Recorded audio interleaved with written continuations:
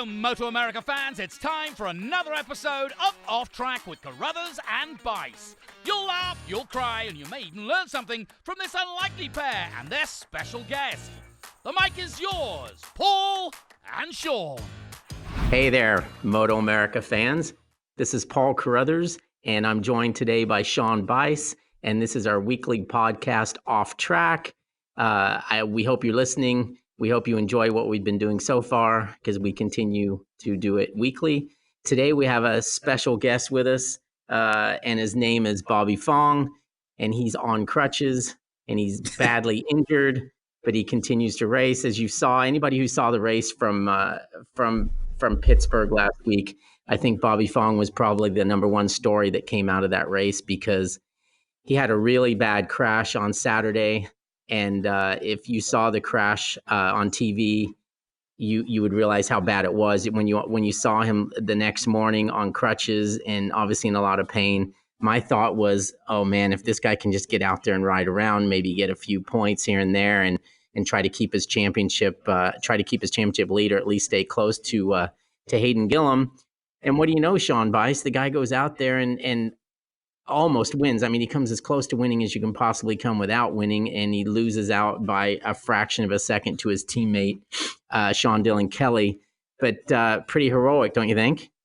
What a great weekend it was overall at Pittsburgh. I mean, that was just a fantastic event for us, from the weather to the racing to what Bobby did. And yeah, you're right. You know, in the morning warm-up on Sunday, I thought, oh, you know, he's just going to kind of troll around, you know, and it's probably going to tighten up even more for the race. So he's probably just going to try to salvage points. And I mean, the ending, if he hadn't have been hurt at all, that was an unbelievable ending. But you add that onto it, it's like one of those Rocky stories or something, you know. It's like, what is he? I can't believe what he's doing. And when we get him on, I mean, another reason why I could have never been a motorcycle racer, I could not have done that to my injured teammate, what Dylan Kelly did. I call him Sean Killing Deli. Well, you're too nice because I can't see you doing that. I can see me doing that. Like, yeah, I'd never do that. You know, I mean, to be in that position that kid's in, and you know, I think it actually showed a lot about him because he's a really nice kid, but he knows he's got to win motorcycle races, and I'm sure Bobby probably would have liked less of a fight from his teammate, but I'm sure he has a lot of respect for what that kid did because you know, it just shows he wants to win, and I mean, there's not a worse loser in the paddock than Bobby. So let's bring him in now. But you know what Scott Russell always told me? He said, if you show me a good loser, and I'll show you somebody who loses a lot. And yeah. Bobby doesn't like to lose. And that's why if you look at his point score for this year, he's finished first and second in every race that he hasn't crashed out of while trying to finish first or second. So give credit for that. And Bobby, how are you today?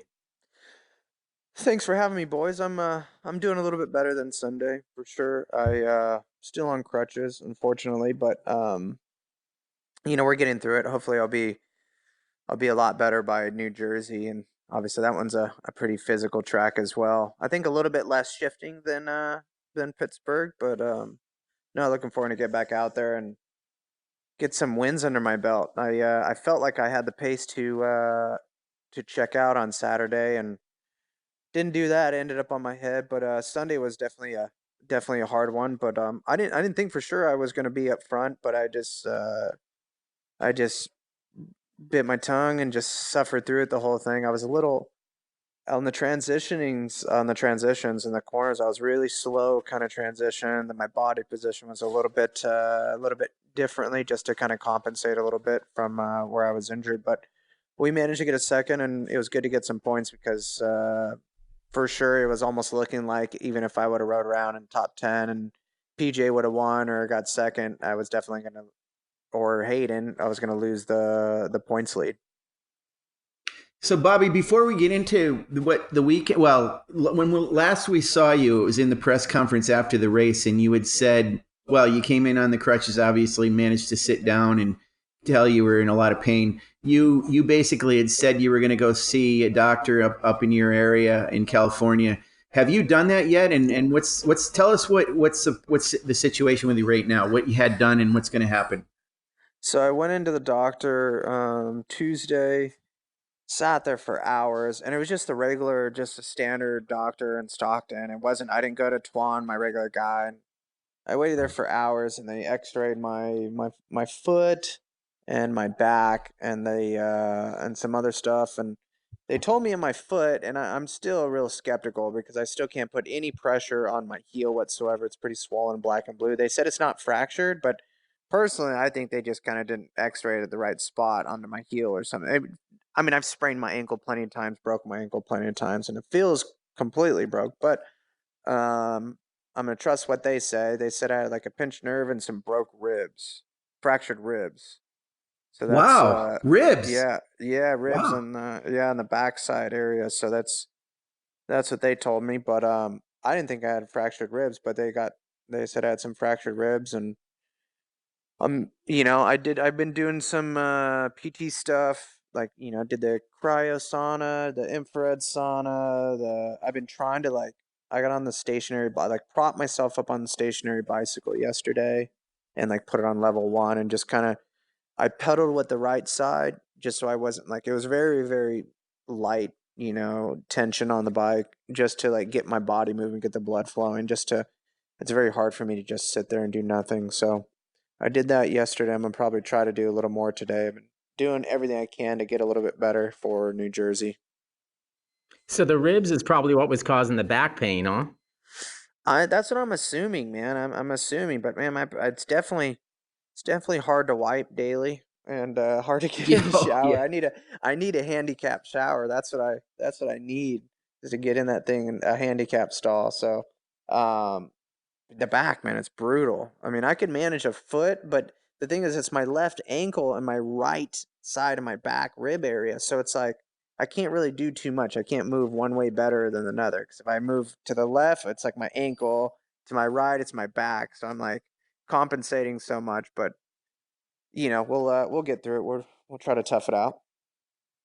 Bobby, I wonder if you did. I had a bicycle accident a few years ago and did something to my ankle. It was my right foot. Anyway, they thought, yeah, no big deal, whatever. Well, it wasn't getting better, and I went in, and you mentioned your heel, and they told me your heel is almost like believe it or not, like an egg, and you can get a fracture. It's almost like the shell of an egg cracking. And when they looked at it again, and they found a fracture on like that heel cup area.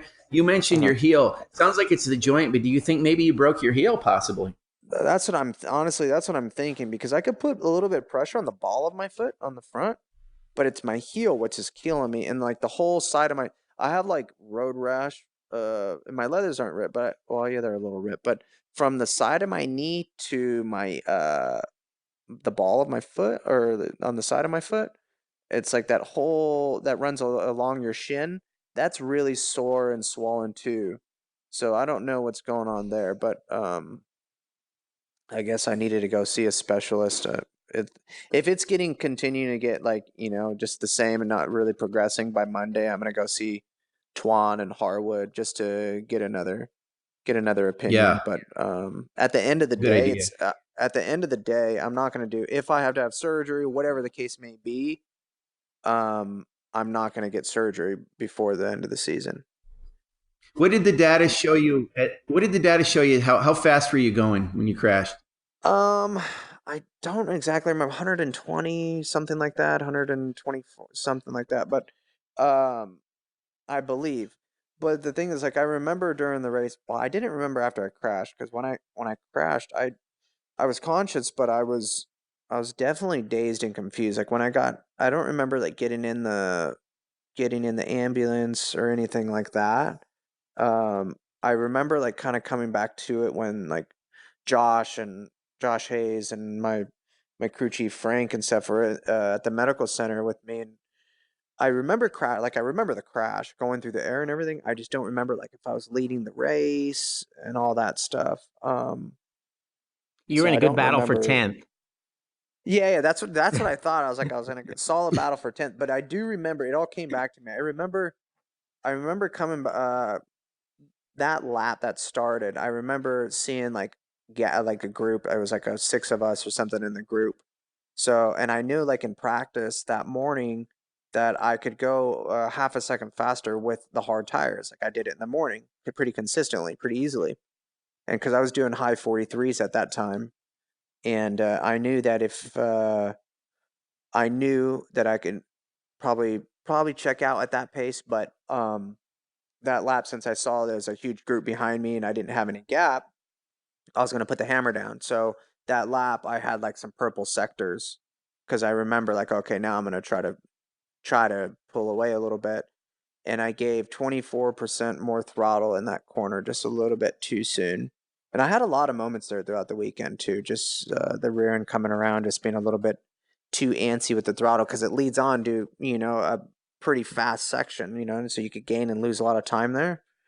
So the data showed that I gave it 24% more throttle a little bit sooner, and that's what caused the rear end to break loose and make that mistake. You high sided, right? You high sided, just Oh like a yeah, two high stroke. side to the moon. Yeah, that thing shot me in the moon. But hell, we're all human. We all make mistakes, and I should have just been a little bit patient, more patient. You mentioned in the press conference about your use of the throttle. You tend to. I'm not going to call it whiskey throttle, but you tend to get on the throttle hard. Is that right? Is that kind of your riding style? Yeah, I've like how I ride. I don't know if it's from riding the big bikes for a while or riding mainly the Kawasaki that kind of got me into this mode. It was like as soon as you're on the edge of the tire and you feel you have grip, you're searching for grip, and then as soon as you feel like you have a little bit of grip, you stand the bike up and just go. I go from 50% throttle to 100 instead of just progressively rolling on the throttle and being smooth. I just go, half throttle, and then I have grip and I just like, okay, go. And that's kind of how I ride. I mean, I've gotten a lot better now that I'm on the 600, but I still have that tendency to like, okay, I got some grip, bam. And it's bit me a lot on the 600. I've high sided more in the 600. I've high sided more on this 600 this year than I had my whole life, honestly. I feel like. Um, but that's something I need to learn from, just being a little bit more smooth with the throttle. Do you watch videos when something like that happens? Do you go back and watch that video, or you're just like, oh shit, I don't need to see that? I did watch that video plenty of times, and it's weird is I'll watch the race after the weekend, but a lot of people do a lot of studying, like a studying of themselves or the race and stuff like that. Like the like on say if we have a race on Saturday, people will watch the race on the MotoAmerica Live to learn something for Sunday. I tend to not do that just because I don't want to create an opinion. Like, I don't want to worry about something that really I didn't need to worry about. I didn't want to create more stress or another problem. I believe my team and kind of what they tell me and where I was lacking or whatever the case may be, instead of watching it and kind of creating something. Say for example, like I'll watch the race and I'll see I'm making a mistake in one area, and then Hayden or whoever's catching me like tremendously in one area. I don't want to focus so much on that area that I forget where I'm good at. You know what I mean? On the rest of the track. Yeah, makes sense. Or charge too hard or something like that. So I tend to not do that. But I did watch the crash plenty of times after the race weekend. Did you expect to get that kind of fight from Sean Dillon, or did you think he'd roll over for you? At the end of the day, I did expect something. Honestly, I kind of ruined that race myself. Honestly, going into that lap, I was so tired, like my back and my strength was not there. Like I was really lazy through the S's and the chicane. I was suffering going into the S's. So I was like, I definitely was riding slower than what I could have gone. But at the end of the day, like I was thinking going like on that lap, I was thinking too much like how I was going to approach the last sector. And I ended up going a little bit too hard going into the chicane, and I didn't have the strength to really bring the bike back around to keep my momentum through the S's. And I went so tight going in the last corner because I know somebody was going to go in. I didn't think that it was going to be Sean, but it was good for him. He's young and hungry and want to win, and I definitely don't expect, even if it's my teammate, I do not expect anybody, even if it's a 1-point championship, I do not expect anybody to roll off the throttle. I want to win on my own. I don't want somebody to give it to me. But, with that move, it definitely opened up the door for PJ to possibly get in there and win the race. So, but yeah, no, he rode a great race, and I definitely don't expect anybody to roll off the throttle to let me win. I want to win on my own, and even if it's for the championship, I want to do it with no help. Right. So, Bobby, for a minute, I want to go back for a minute to our last podcast. We had a great podcast with you earlier in the year, and it was right after you got signed by M4 Team Hammer. And I remember you had a job with a power sports manufacturer, and they didn't like the fact that you were racing, and you basically went from sort of a little bit of a quasi civilian, also working with Danny Walker's camp, to where you are at now, and it's like what an unbelievable story. I don't know if you were. I'm not going to say you were kind of a little out of racing, but you got this situation with Team Hammer, and when you look back at it, are you amazed at where you are now compared to where you were not that long ago? Yeah, no, definitely, for sure. I'm definitely thankful to be in racing again full time, and but at the end of the day, I still don't feel secure. You know what I mean? I could go out. Let's say the best case scenario could happen is I win the championships this year. That's the best case. I still don't have any guarantee for next year. You know what I mean? Honestly, what that taught me is just appreciate to live in the moment. You know what I mean? Appreciate what you have now, because this all could be over tomorrow, which as of right now, I haven't heard anything for next year. Honestly, I've heard nothing but negative things about next year. You know what I mean? On what people are doing, what's going on. I know the series is growing, but I don't know what teams are doing. Who knows? So I'm just getting prepared for the worst, hoping for the best, and just enjoying it at the moment. And at the end of the day, if I have to walk away again, I know what it feels like, so it's not going to hurt as bad. But I definitely want to give it my all while I'm here. So, like I said, I have no idea what's going on next year. I know that I have a teammate that's younger than me, so that the age kind of goes a long ways in racing, even if you are winning, and money goes a long ways. So, at the end of the day, I'm just going to give it 100% and just live in the moment and appreciate it while it's here, because I know it's not going to be here forever.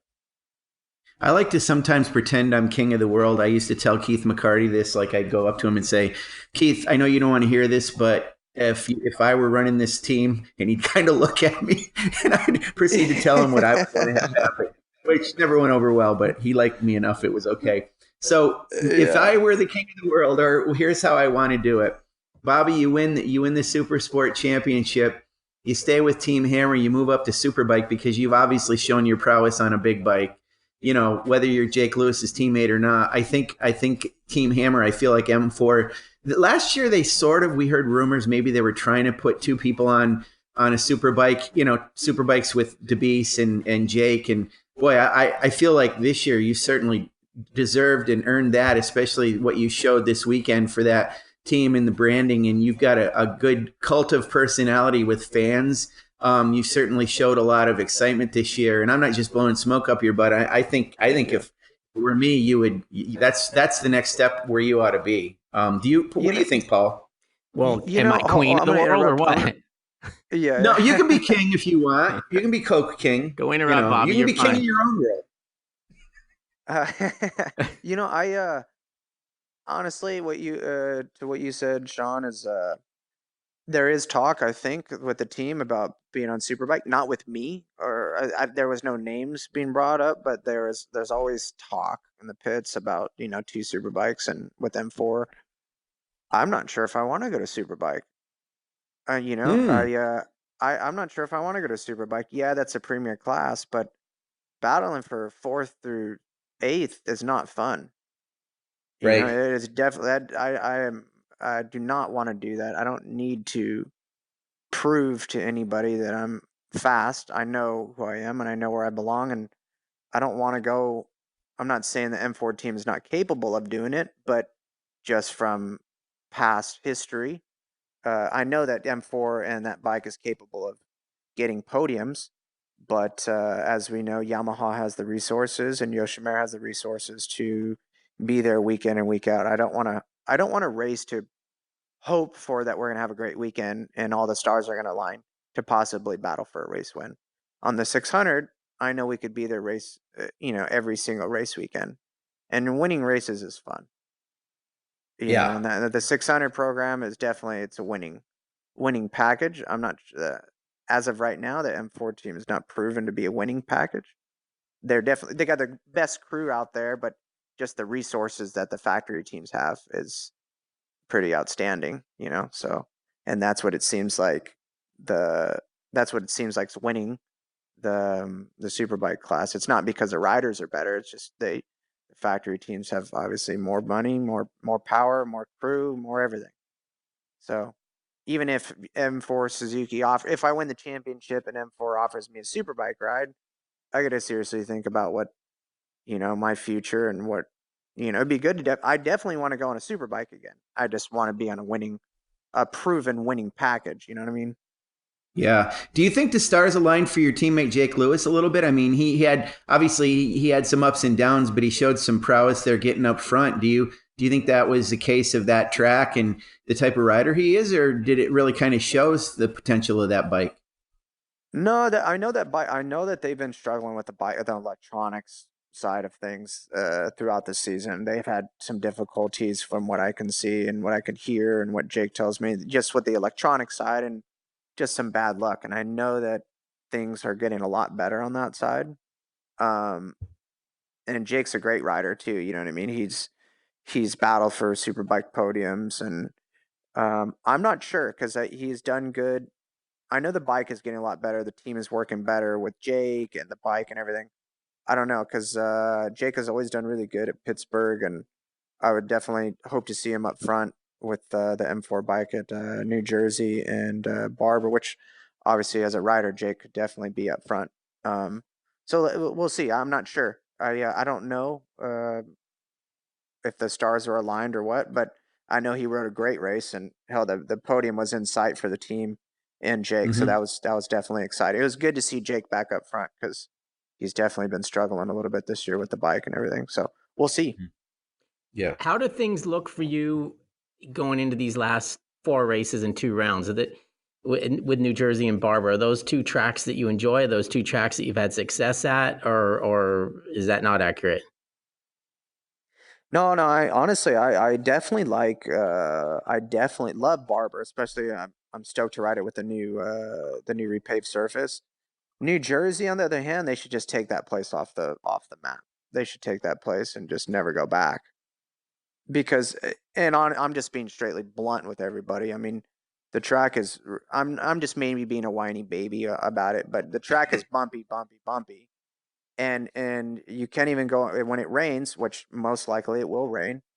It rains every year. You can't even go in a straight line without crashing. Right. You know what I mean? And it's so unbelievably dangerous. Probably the most dangerous track we race at in the wet. And you could ask any rider that. So I don't know. Yeah, I don't understand why we keep going back there. But I like the track in the dry for sure. I don't think anybody likes it in the wet. Right. But in the dry, it's definitely fun for sure. It definitely makes close racing because if you look in years past, the gap like from 1st through 10th, at least in Superbike in the last few years, it's been separated by like a half a second. Like 1st through 10th, like the racing's always been like in the dry, the times are always so close. So it's in the dry, the track creates such good racing. It's really good for the fan. And we get a good honestly, we get good spectators there too. That's one of the bigger rounds, I think we get some spectators at. Right. So that's good for the series and everything. So be in the position you're in where you're leading the championship by 11 points, probably the last thing you would want is a wet race. Honestly, no, I don't think nobody wants a wet race unless you for sure you're going in that thing and just dominating. We did some Dunlop tire testing or at the wet weather, like we wet the track at the Dunlop facility 2 weeks ago, and I know how to ride in the wet. That's for sure. I'm confident in the wet. It's just New Jersey in the wet is another right. case. It's unpredictable. It's not riding in the wet there. No, it's riding in ice. Right. You might as well. It's not riding in the wet. You're riding on ice. So that's the stress levels and the focus for sure. I don't think anybody's looking forward to that. But wet weather's, I'm not really too worried about the wet, honestly. I know I could ride in the wet. I've proven, at least on the Honda at New Jersey, we're top 3 actually at every session in the wet last year. So I definitely know how to ride in the wet, and my confidence is a lot higher after doing the wet weather test at Dunlop. But yeah, just not looking forward to riding on ice. This year you have you're working with Josh Hayes and his J Force training camp, and Paul and our colleague Doug created a video with you guys at the camp and showed this like 2 weeks of a pretty intense training. And now Josh is not racing the 600. He's not out on the track with you, but he's at the races, and we saw him in the pit or not the area where the podium, basically talking to you and congratulating you.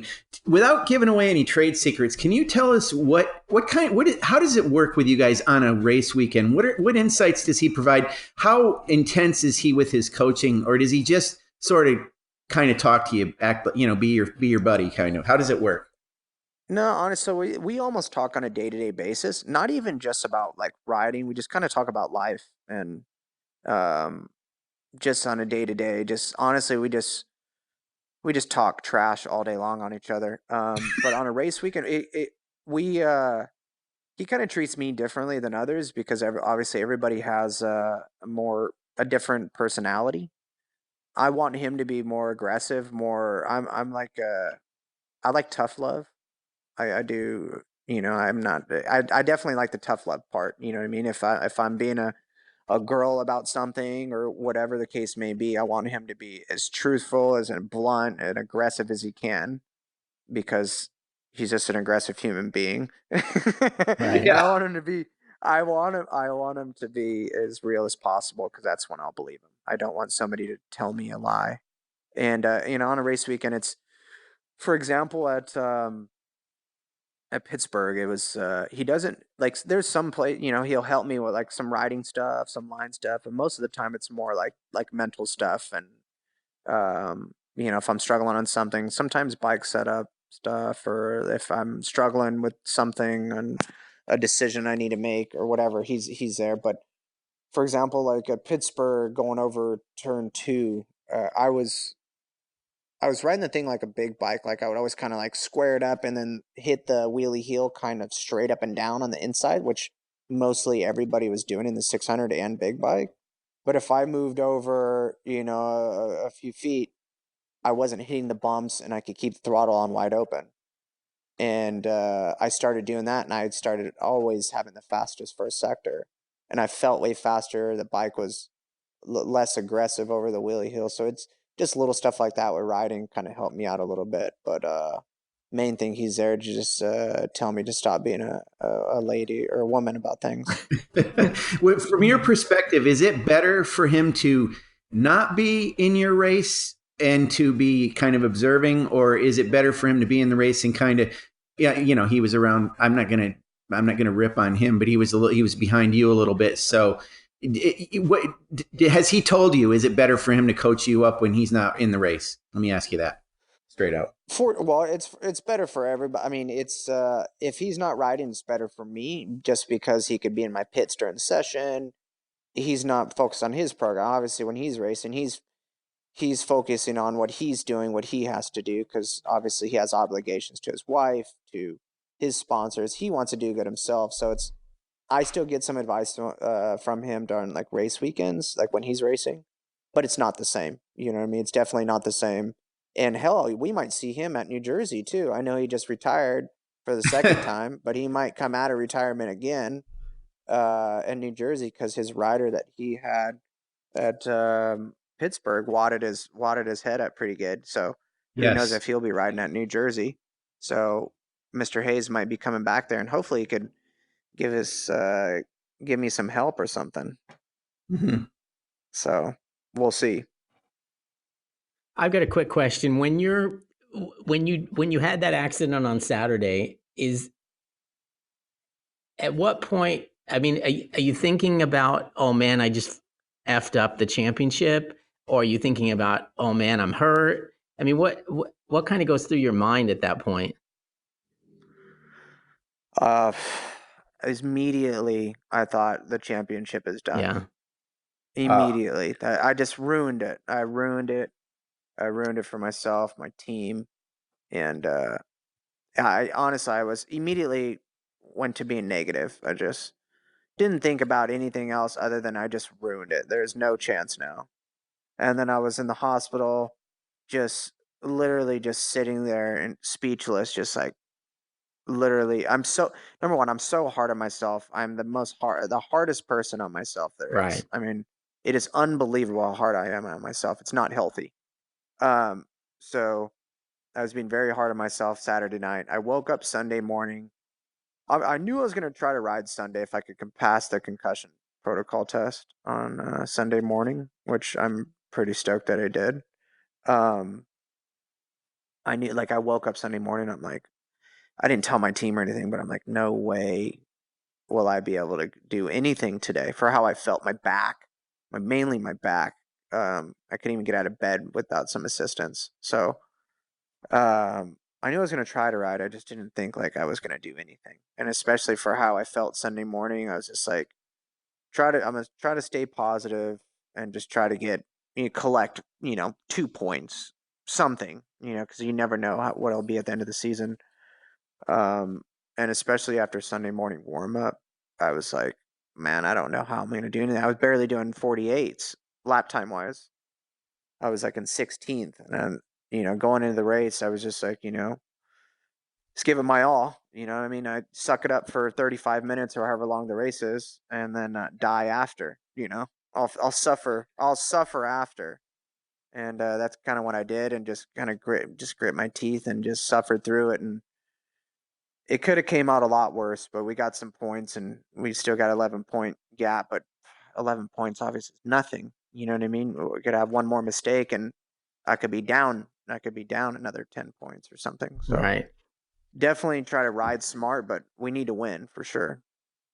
We've seen some epic battles with you this year with Hayden Gillum, and it's funny, you guys will duke it out there almost literally, and come into the press conference both on the podium, and it's all pretty good. I mean, you guys both admit you were racing hard, and you laugh. I want to ask you if you had any awareness or saw about what was going on with PJ and Hayden. It was a little different than between Hayden and you, don't you think? I mean, did you see any of that? Well, honestly, if it was, I feel like if it was me and Hayden instead of PJ, I felt like we would have the same tension, because it's coming down to the wire now. You know what I mean? Okay. We both, I think no matter what, it's cool. We all going to race hard, and you know what I mean? Like, we're friends off the track, but on the track, you're my enemy, and I definitely don't want you to beat me. That's how I race. I don't know you on the track. You're not. I have no idea. I have no history with you whatsoever. That's how I race. But obviously, we want to respect the other rider too. But it is coming down to the wire. We only have 2 rounds to go, and if I was in PJ's spot, I mean, they would be definitely tough. It would be some tough love for sure. The pressure's coming on for everybody. So it's definitely, I didn't know what was going on Saturday, but I heard about it after Sunday. At the end of the day, I don't think it was nobody's fault. At the end of I mean, if you're leaning on somebody going to the check, I think it's just going to the line, right? On the straightaway. Yeah. I don't, I think that's, I mean, if you could tell, I mean, I was leaning on my teammate at the finish line, you know what I mean? Or I was trying to. At the end of the day, you want to get everything you can to try to get that extra position, because hell, this is for the championship. So I don't think that, you could be upset, but I mean, you can't be upset with PJ because he's in the hunt too. He's only 20 points back, 21 points back or something. So the thing is, we see with Hayden, Hayden gets a little bit of the red mist when he's riding. I mean, he's such a great guy off the track, and he is on the track too, but he's also a total badass, and you know that. And he was pretty apologetic and very contrite afterwards. But, PJ wasn't quite that way. He wasn't ready to kind of like, oh, that's racing and that's okay on the track. I'm different.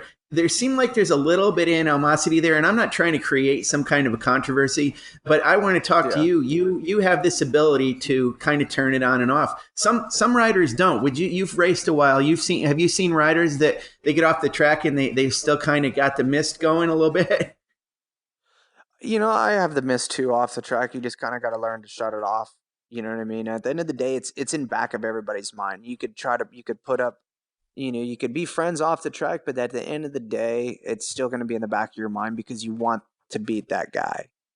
You know what I mean? At the end of the day, you want to beat that guy, and but you don't get to have respect because if you don't respect the other rider on and off the track, neither is that person going to respect you on and off the track. So you kind of want to you don't want to be too much of a hard ass off the track just because, you know what I mean? You're going to repay it on the track. So you got to have Yeah. like a kind of a mutual respect on and off the track. And because I know it's definitely possible for people to be more aggressive than what they are. And I have the capability as well. And that's the last thing we want to do is get somebody so angry where you're taking each other out on purpose. You know what I mean? Definitely like some tough racing, but definitely the possibility of getting so angry for any rider and taking each other out is pretty high in our sport, especially if it's for the championship. I mean, there's 3 people that's pretty close in the championship. It's going to be definitely some good racing at the end of the season. I don't know what to expect, but I know it's going to be pretty tough for sure. It's going to be exciting for you guys and the fans for sure. Oh boy, So I guess so. I'm ready to bring the heat for sure. So, Bobby, let's back up a little bit. We've known each other for a while, and we've played therapists for each other, and et cetera, et cetera. And I know you're notoriously hard on yourself. I also know that's something that you continually battle. Have you gotten any better with it? I mean, I know it's something you work on, but is it possible to get better with it, or is it just it's just you? I have been better at it, but it's still a part of me, and it hasn't affected me really meaning like it doesn't affect my ability to it doesn't bring me down as a rider, meaning performance wise on track. It doesn't affect my lap time or anything, but for example, from Sunday, all I'm thinking about is how can I have won that race.